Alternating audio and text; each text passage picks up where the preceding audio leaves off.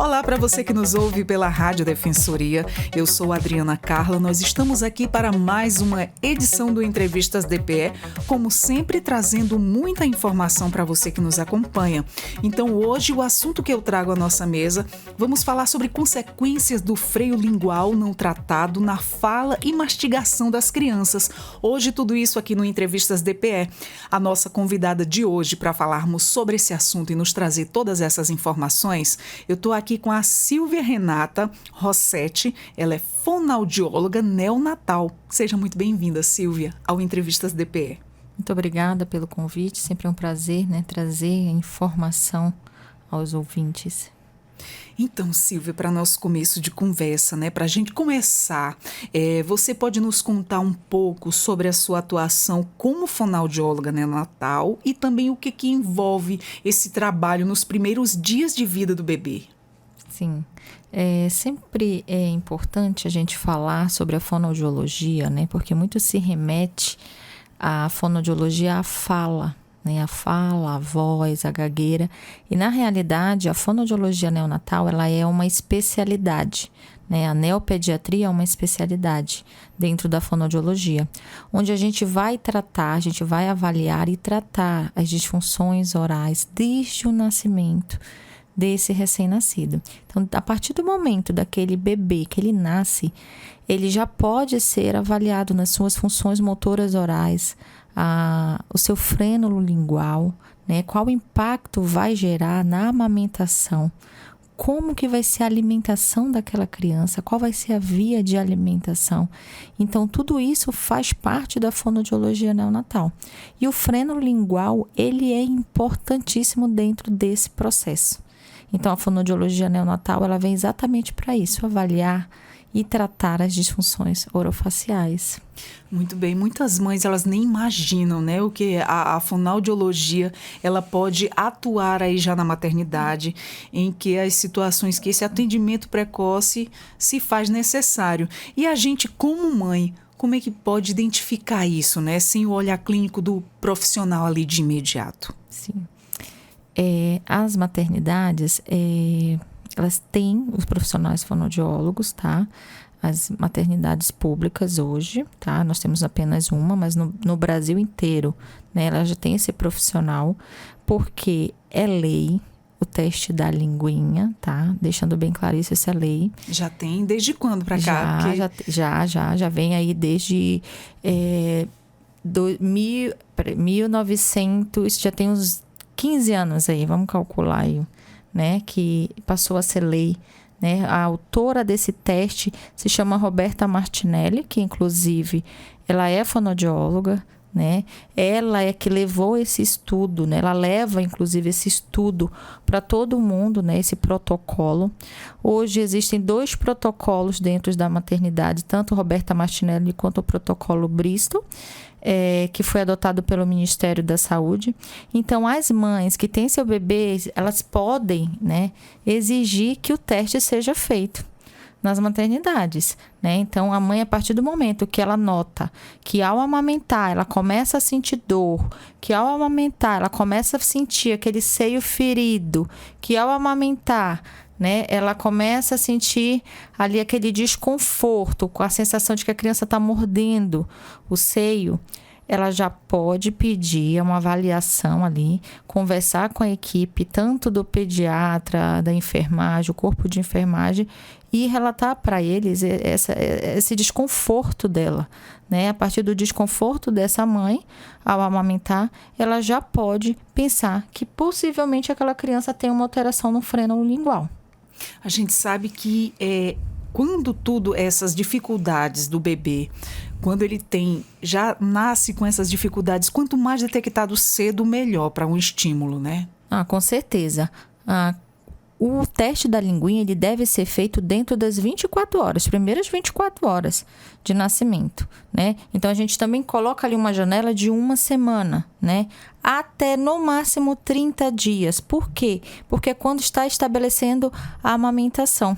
Então, aquela criança que tem dificuldade para sugar seio materno, criança que tem dificuldade no ganho de peso, tá? Isso é muito importante a gente falar, porque as mulheres que amamentam, muitas vezes elas relatam: meu peso peito tá sempre...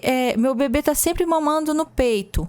Meu peito tá sempre ardendo, sensação de estar sendo machucado.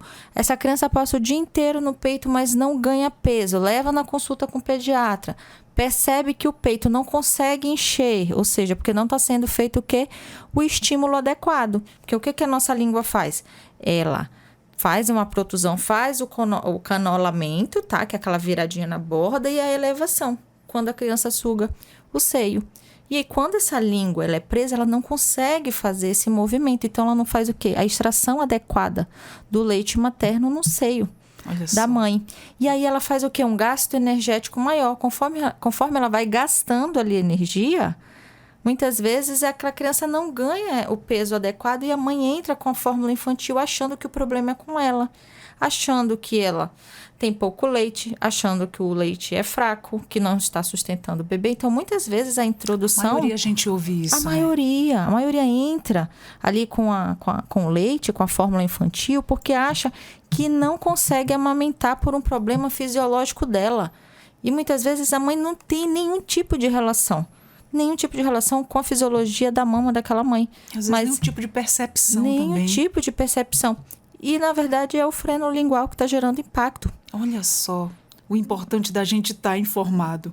E fala pra gente o que exatamente é o freio lingual, né? É curto e por que ele pode representar aí um problema já nos primeiros dias de vida? Isso, nos primeiros dias de vida. Vamos lá. Na questão do ganho de peso, fissuras mamilares de recorrência, tá?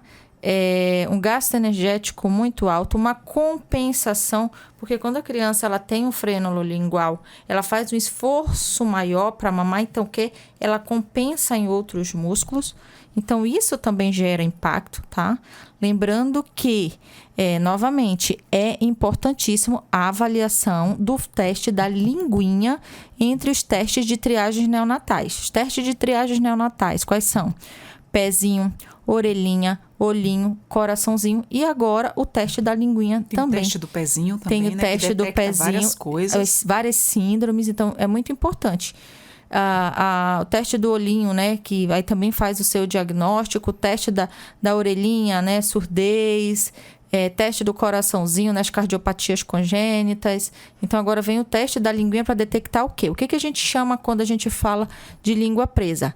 Cientificamente, a gente fala de anquiloglossias, tá? O nome científico ele é uma anquiloglossia, tá? Freio lingual, todos nós temos. O que nos diferencia temos o freio curto ou não. É um freio normal ou é um freio alterado? Inclusive, no próprio protocolo, nós temos o quê? 3 resultados. Ele pode ser classificado em normal, duvidoso, que é aquele que tem uma aparência de freio curto, mas ele é um freio funcionante, ou seja, tem uma boa mobilidade e a gente vai observar se aquela criança vai conseguir mamar no seio da mãe, se a criança vai conseguir fazer um ganho de peso. Então, ele é um freio ali duvidoso, tá? E aí tem o freio alterado, propriamente dito alterado, que é aquele que só da mãe ver a criança chorando, ela já percebe que ele está repuxando, que ele vem em forma de coração. Aquela ponta da língua faz um coraçãozinho, tá? Então, ali é o freio alterado. Então, possivelmente, essa criança vai ser encaminhada para fazer a cirurgia. Aí tem essas questões que a gente, através dessa conversa, a mãe que está ouvindo agora, ela vai ter essa percepção, ou quem está ouvindo compartilhar com quem tem bebê e ter já essa informação que é muito válida, muito importante, momento de você observar se a sua criança tem ou não. E aí, quando chega na fase já que a criança está começando os primeiros balbucios, está começando a falar, é possível detectar quando ela está puxando pela língua ao falar? Olha, é possível. Inclusive, os maiores diagnósticos, né, que a gente tem, que recebe, muitas vezes a mãe é que faz, né? A mãe fica preocupada, né, quando a criança começa a falar errado. Criança, quando entra na fase escolar, começa o quê? A sofrer bullying. Começam, né, a recriminar ali aquela criança pelo fato de falar errado. Então, aquela criança vai ter a fala apenas ali no T. A gente chama do tip-tap. O que é o tip-tap? O tip-tap é aquela fala com T, né? A criança fala tudo com T porque a língua não eleva, tá? Então, vai ter alteração na fala. Criança com alteração na fala, a mãe vai começar a notar que tem algo diferente, tá? Às vezes, lá pelo 1, 2 anos, acham ainda bonitinho, né? Quando já vai pro 3º, 4º ano, então, entrou na escolinha, aí já pode ter certeza. Aí já é preocupante. Já tem que ligar ali o alerta, né? Já tem que ligar o alerta, deixando bem claro que quanto mais tarde, tá, se faz a frenectomia, mais difícil é. Porque uma coisa é a gente ter um frênulo quando tem um recém-nascido, que ele é delgado, ele é aquela membrana fininha. E uma coisa é quando ele é o que? Já espesso, ou seja, mais duro, mais rígido. Exato. E a mãe, por exemplo, se de repente não fez o teste da linguinha, né? Porque lá que detecta se a criança vem ter ou não. Mas ali durante passou pelo teste ou não foi detectado ou não passou, mas ali como é que a mãe ela pode perceber ainda em casa, né? Que o bebê pode ter alterações no freio da língua, né? Existem sinais práticos? Tá. Sinais práticos, além da fala, mastigação comprometida, tá? Aquela criança que a mãe fala assim, eu tenho que bater no liquidificador, eu tenho que amassar, eu tenho que peneirar essa comida porque ele não consegue mastigar, tá? É preocupante, É preocupante, porque nós temos que fazer o ato da mastigação para exercitar os músculos da gente fonoarticulatórios, que são responsáveis tanto pela articulação, né? Fala, fortalecimento de toda a face. Então, já começa ali na mastigação.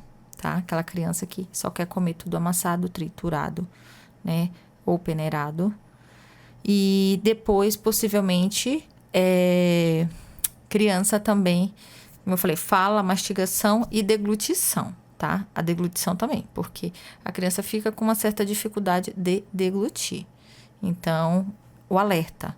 Se essa criança, ela não é uma criança sindrômica, não é uma criança que tem nenhuma neuropatia, tá? Então, a gente já acende o alerta. Se ela tem uma dificuldade, por exemplo, a criança... você falando agora, passando para a gente todas essas informações, estou lembrando de uma criança que ao nascer, tudo bem, mamou, mas o peito da mãe feriu, chegou a fase de inserir alimentação, ela não aceita, não come, a mãe tá assim quase depressiva porque a filha não come, não ganha peso, demorou a andar porque não tinha para nutrir, entrou com a fórmula, também foi outra dificuldade para a criança mamar. A criança já está hoje com 1 ano e 3 meses, maior dificuldade para comer, já deu os primeiros passinhos, mas assim, fraquinha, né? Não tem nenhum nutriente, não come. Sim. Poderia ser um caso? Pode ser um caso, né? Quando a gente fala na parte da mastigação, introdução alimentar, criança com dificuldade de comer, criança com dificuldade de sugar, criança que tem dificuldade no ganho de peso. Então, a gente pode pensar também numa alteração de frênulo lingual. Lembrando que não é apenas o frênulo lingual. Pode envolver outras coisas também. Pode envolver outras questões. Às vezes, as questões vêm até acompanhadas. Às vezes, a gente examina a criança, vem com alteração sensorial, com anquiloglossia, que é o frênulo lingual curto, a criança com o transtorno do espectro autista. Então, às vezes, monta muito mais de um diagnóstico ali. Porque, às vezes, é aquilo como a gente estava falando anteriormente, né? Você vai atrás de detectar determinada coisa ali, você está com pensamento naquilo ali. Mas como a criança passa por vários profissionais, e são esses profissionais que vão detectar o que ela tem, né? De fato. Exatamente. Às vezes, você vai com um pensamento em uma coisa. Eu vou lá, meu filho está com seletividade alimentar, vou buscar uma profissional, mas quando ele passa pelos outros profissionais, pode ser detectado outro tipo de coisa, né? Com certeza, pode ser detectado. Muitas cirurgias hoje que são realizadas, elas vêm muito tardiamente. E a mãe sempre chega, ele tem algum problema, eu vou levar no fono porque ele tem um problema para falar. E quando chega lá, aí vai descobrir que é uma alteração no frênulo lingual. Às vezes ela acha que ele só não sabe falar, que ele só vai aprender a falar, né? Então, é imprescindível que seja realizada uma avaliação antes de trabalhar a fala dessa criança. A importância da gente saber tudo criança isso. Que chega, não ganha peso, é encaminhada pelo nutricionista, precisa ser avaliado também frênulo lingual, tá? Lembrando que freno lingual, as disfunções orofaciais, tá? Saber se essa musculatura toda está íntegra, né? Tudo isso é importante na avaliação. Então, o comer, o falar e o sugar, eles têm uma interligação aí, né? Desde a infância, desde do nascimento, sucção, né? A mamada no seio, depois a introdução alimentar, que já envolve o processo mastigatório, e aí já na fase da fala propriamente dita, aonde tem que ser estabelecido todos os fonemas até 5 anos de idade, tá? Sim. Então, lembrando isso. Então, aquela criança que fala errado, já tem 7 anos o meu filho. Opa, não é normal ele tá falando errado com 7 anos. Exatamente, já passou daquela fase, já né? Já passou da fase. Até os 2 anos é normal que a criança ainda troque o R pelo L, né? Que ainda puxa ali algumas letras, ainda fala errado. Isso, é da fase, né? É da fase dela. E fala pra gente quais são as consequências, né, de um freio lingual não tratado ao longo do desenvolvimento infantil, especialmente na mastigação e na fala. Olha, a gente está falando muito sobre criança, né? Sobre bebê, falando sobre infância, mas vamos falar também que isso gera impacto na fase adulta. Já vi uma família inteira que puxa. Exatamente. Então, gera o impacto tanto na fala, quando gera até impacto mesmo. É bom a gente falar sobre isso até nos relacionamentos, viu? Já tivemos aí campanhas, né, falando do teste da linguinha e que também foi abordado esse tema, né? Aquele menino beija muito mal. Por que ele beija muito mal? Nossa, então, ele tem uma alteração. Que importante falar sobre lingual. isso, gente, olha. Exatamente. Quando a gente fala de freno lingual, é engraçado a gente falar sobre isso, né? Vou contar aqui um caso que eu não trato adulto, né? Eu trato apenas bebês, né? Então, até 30 dias. Mas uma colega que trata adulto, ela falou para mim, olha, eu tô com um caso aqui que tá complicado, mas eu não tenho experiência em frênulo. Eu queria que tu me ajudasse a avaliar. Eu não quero que tu trate ele, eu só quero que tu me faça essa avaliação. Porque ele não consegue falar direito, ele fala cuspindo, ele falou que tem muitos problemas com relacionamento. Eu falei, ok, então vamos fazer assim. Você vai me mandar um vídeo, eu vou te falar os movimentos que ele precisa fazer com essa língua, você vai me mandar um vídeo. Tá? Então, nem vou, para nem deixá-lo constrangido, né? Porque é um adulto, né? E aí, duas profissionais ali, ele podia ficar um pouco constrangido. Eu falei, então vamos lá. Como você tem toda a historinha dele, é bem sigilosa, então vamos lá. Vamos avaliar ele através do vídeo. Aí ela fez, né, toda a avaliação, que eu fui orientando ela, e aí ela me mandou o vídeo. Ele tinha um dedo de frênulo. Nossa. Lingual. E aí ele fez a correção. Aos 27 anos. Gente, olha isso. Né? Então, aos 27 anos, uma pessoa muito retraída, muito tímida. Ele puxava pela língua ao falar? Ele puxava, ele falava cuspindo, né? Então, ele tinha aquele ceceio que fala assim, né? Tentando puxar a pontinha da língua. É aquela pelezinha embaixo da língua, pelezinha, né? Aqui, ó. Quando ela é aumentada. Isso, e ele não consegue fazer a elevação. Ela não dá todo o movimento. Não dá. Entendi. Para ele, a cirurgia foi muito mais complicada. Com certeza, se ele tivesse feito recém-nascido, eles fazem a frenotomia. A frenotomia que é o quê? O pique. Tá? Ele fez a frenectomia, que é o quê? É fazer o corte todo e fazer os pontos. Então, a língua dele foi feito todos os pontos. Foi um procedimento maior ainda, maior, né? mais isso que eu ia te perguntar, mais invasivo, inclusive. Nossa. Sangra, mas no recém-nascido não, tá? Agora, imagina, né? Depois de adulto, a dificuldade depois para se alimentar, o tempo que passou para se recuperar, sendo que se trata da língua, né? Da língua. Então, ou seja, era pessoa com muita dificuldade em comer frango, porque é muito mais duro, carne mais dura, ele tinha muita dificuldade. Então, assim, ele foi relatando coisas, situações da vida dele. A gente começa a pensar em várias outras pessoas que passam pela mesma situação. Depois que você passa o conhecimento e passa essa informação pra gente. E era isso que eu ia te perguntar também. Há uma idade ideal, né, para corrigir esse problema?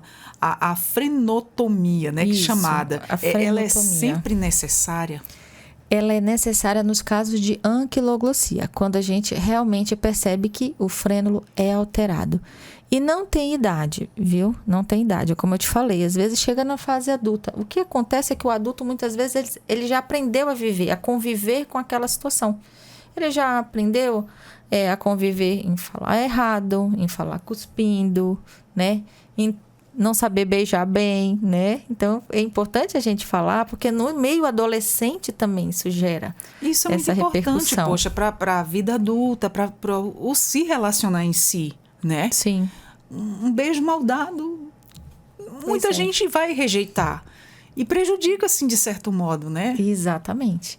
Então, a gente percebe que quando a gente fala de linguinha, não é algo tão pequeno assim. Então, aquela membrana, ela faz toda a diferença na tua vida.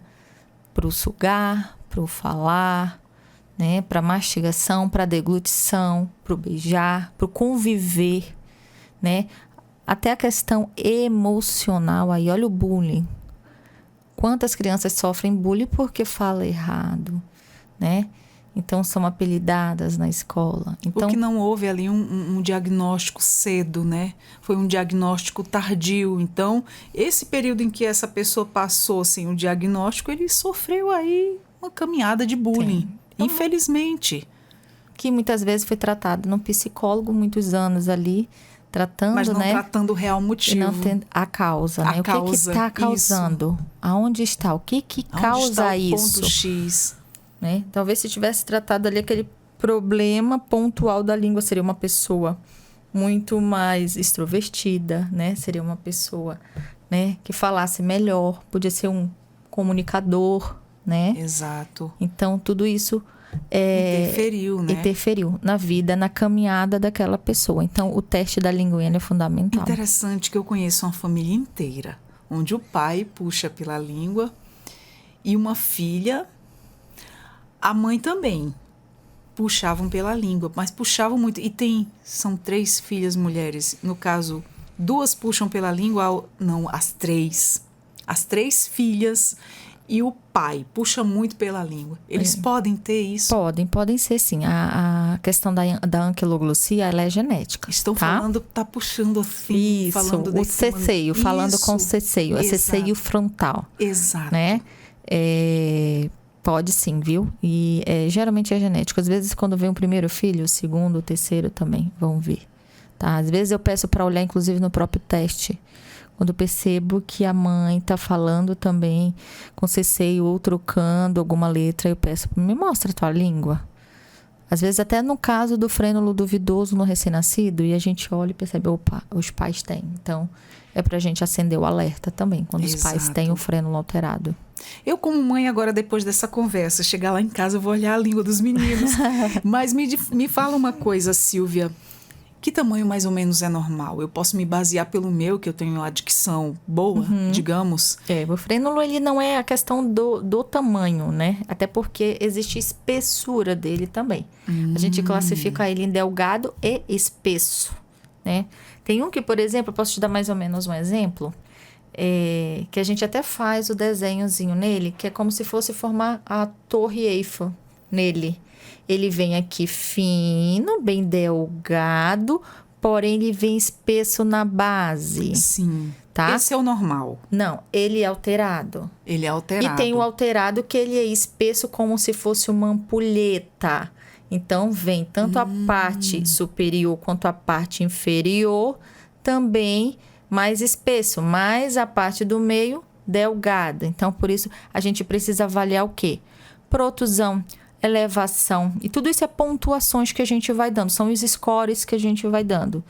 A protusão, elevação, canolamento, né? Quais os movimentos que é feito com a língua, né? Existem os protocolos, né? A gente vai seguindo os protocolos para ver se realmente a criança consegue atingir aí o padrão de normalidade ou alterado ou duvidoso. Como eu falei, ele pode dar 3 resultados nos protocolos, tá? Entendi. Aí tem 2 protocolos, o Bristol ou o Martinelli. E ainda existem muitos mitos aí sobre o freio na língua. O que você costuma ouvir das famílias que não condiz aí com a realidade?